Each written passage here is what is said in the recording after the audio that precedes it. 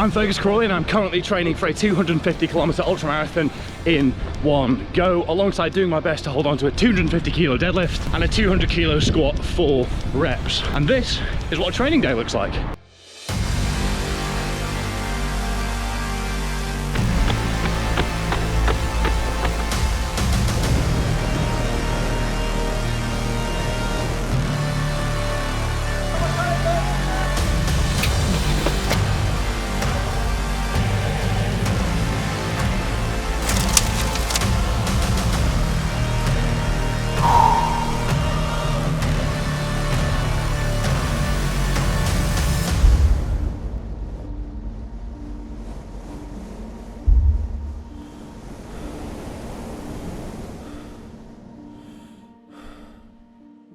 Good morning everyone and welcome to another video on what is hopefully going to be a 40-mile training run. And I say hopefully because I'm dealing with a little bit of a niggle in my right hip that myself and the physio are keeping a close eye on.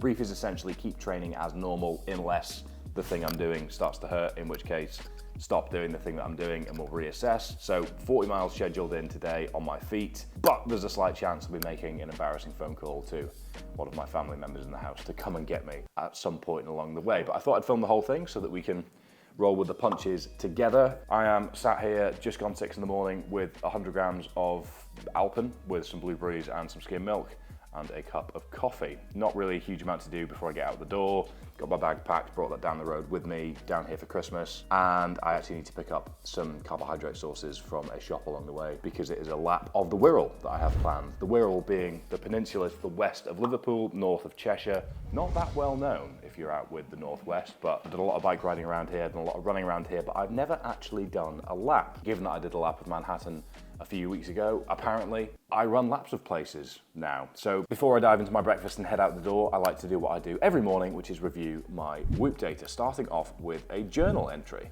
So after I filled in the journal, I will review my recovery score to just see where I stack up versus how I feel, which is, to be honest, about as I expect at 57%. Given that it's Christmas Eve, realistically, I'm not going to make a huge amount of changes as I normally would on a midweek day-to-day basis. Normally what I do with the recovery score is I don't change my training that day, but what I like to do is make sure that my habits around bedtime are nailed so that I don't stack negative recoveries back to back. Sleep, didn't get enough last night. It was a mad rush getting down the road and big meal, catching up with my parents, etc. And early morning this morning meant that, yeah, not feeling quite as excellent as I would like to. I actually woke up at 5 this morning and sort of lay in bed contemplating the wind and the rain outside before I got out. So sleep performance of 71%, 5 hours and 50 minutes of sleep versus the 8 hours of 14 recommended. And I don't have any strain data for you just yet, as I haven't really commenced said strain, but we will update at the end of this video with where things finish. So if you'd like to give Whoop a go to kickstart your 2024, then head to the link in the description down below where you can get your first month free and you'll be helping out the channel in doing so. Anyway, time to get this breakfast down me and crack on.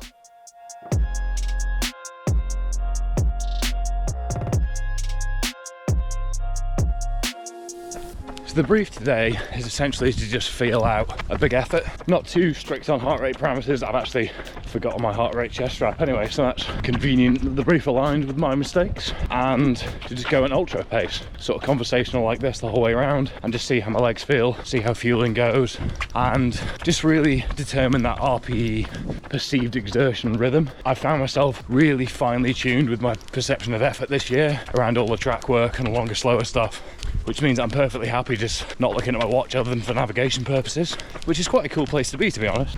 But good news thus far, I've made it just under a K and my hip so far is happy. Only 63 more kilometers to go. What can go wrong?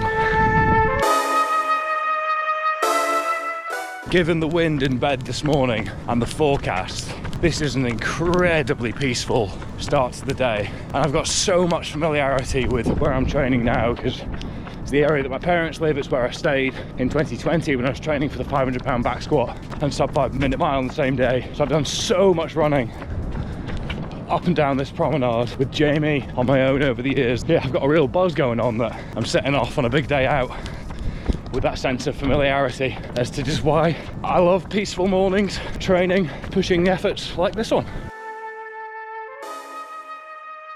I don't want to speak too soon, but just adding to my previous comments, I'm already feeling such a buzz to just be out here this morning. And obviously I think part of that is kind of coming out the other side, fingers crossed, obviously very early days, of the apprehension around my hip and just that uncertainty that goes with not knowing what an issue is. Is it something more serious? Is it something minor? Working very closely with my physio Benji, who's always been absolutely spot on with his recommendations over the past 5 years for me, so total trust in him. But just getting out here and not being 1k 2k in and going like, oh no, my hip's hurting me, it's really good news. And I'm already just really grateful and excited to be out here on my own. Running a lap of Manhattan with about 31 people coming and going was amazing. New place, new people, great community, but there's so much to be said for the process of ultra endurance training. Getting out there in the wind and the rain, on your own, early mornings, darkness, and just spending time alone with your own thoughts. So thus far, I'm having a great time. Fingers crossed, it stays that way.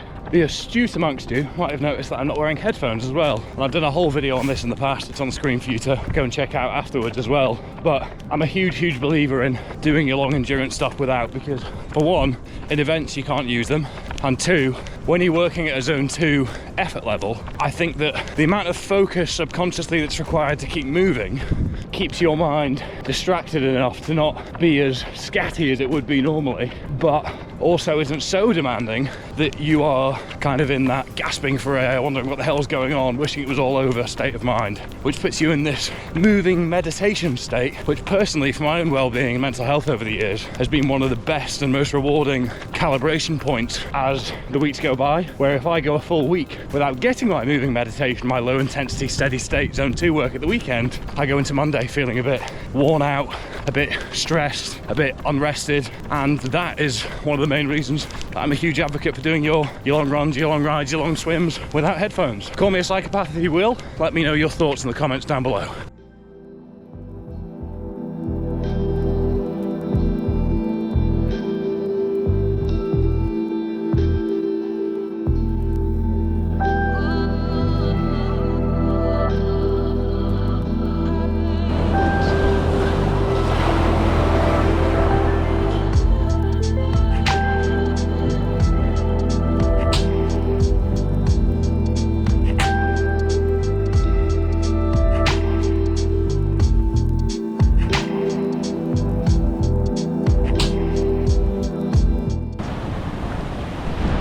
Fun fact, you can swim in there. I wouldn't want to swim in there today.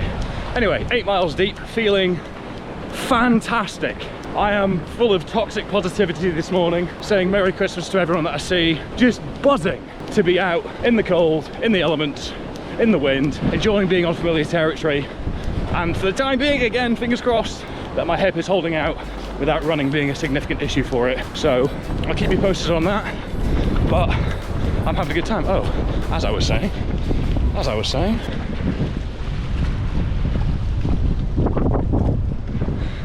in a hoob swim cap as well, my man. So that's Liverpool over there, just over the water. Looks closer to me than it does on screen. So I've come this way to here, and I'm now at the northeast corner of the Wirral Peninsula. About to head south, and then back across, and then back up. So yeah, a bit of geography for those that don't know where the Wirral is, because everybody that's from here tends to just say they're from Liverpool. So there you are, 10 miles up in 1:35:12, feeling solid, not much to report. See you soon. Now that's a headwind.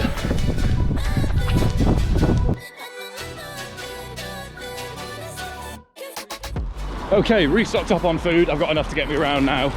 All fluids are topped up with electrolytes. Gonna nail the bag of crisps on the move. I'm in full ultra prep mode here. I've made my life more difficult by leaving the bag of usual supplementation that I take on long endurance stuff with me at the house and not brought it down with me. So McCoy's crisps, Squares bars and Lucasade will have to do. Anyway, I'm gonna get these consumed and catch up with you shortly. I think we are about 400 meters short of a half marathon. And aside from being thankful that I've restocked up on food, everything's feeling good. Rain started and the temperature's dropped. The joys. Quick bus stop Squares bar just to get out of the rain, which is coming down quite a lot now actually. Might put my layer on, might not.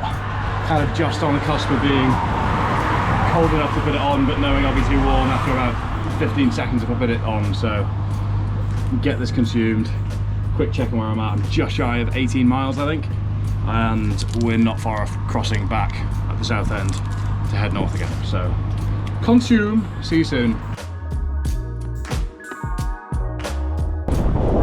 There we are, halfway, bottom of the Wirral, Cheshire, which apparently is the home of England's finest gardens. Who knew? Just under 20 miles deep, heading that way, and feeling pretty solid. Albeit a little bored, because I know this area really, really well, but I'm sure a second wind will come. But yeah, physically, aerobically, hip, all feeling great. By the way, if anyone's wondering, you've probably been wondering for a while if you're familiar around here. If you're new, then hello. I am a Scottish resident, born and grew up in Scotland, and was only away from Edinburgh for about 6 years from university and then 3 years in London. So my family are from this part of the world, hence why I sound English, but I don't sound English like I'm from the Wirral or Cheshire, which is interesting. So your guess is as good as mine, but there's an explanation as to why the guy that talks a lot about how much he loves Scotland and lives in Scotland online doesn't actually sound particularly Scottish. Just sat down and had a packet of crisps at the 22 mile mark. And this lovely little wall here. The hip has started to not flare up, but I'm more conscious of it now. So 100% gonna hold myself accountable to the brief, which is if it starts to hurt, stop. But yeah, not sure yet, just a little bit more conscious of it. Could just be fatigue, I could just be a little bit paranoid, hypochondriatic. Not a word, but works in the context. I spoke too soon. It turned out not to be paranoia. Hip was starting to just flare up ever so slightly. It's not painful, but I can definitely feel it a lot more.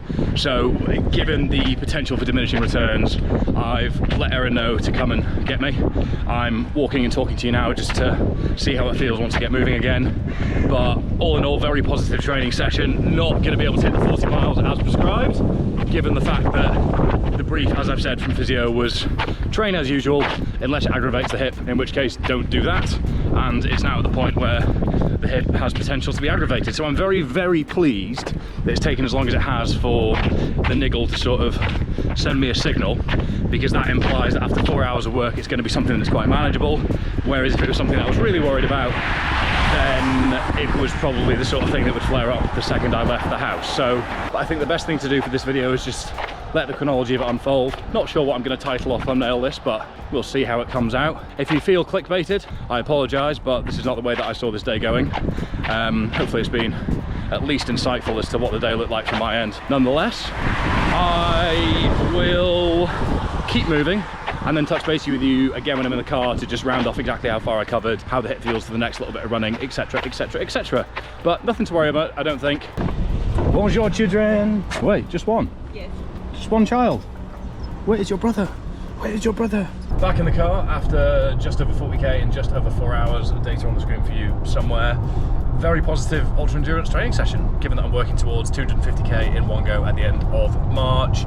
Physically, aerobically, all felt great. Obviously hip was the missing link today, but saying that, it didn't even really flare up. It was more just a case of going from a 2 out of 10 to a 3 out of 10 in terms of pain, which is very minor.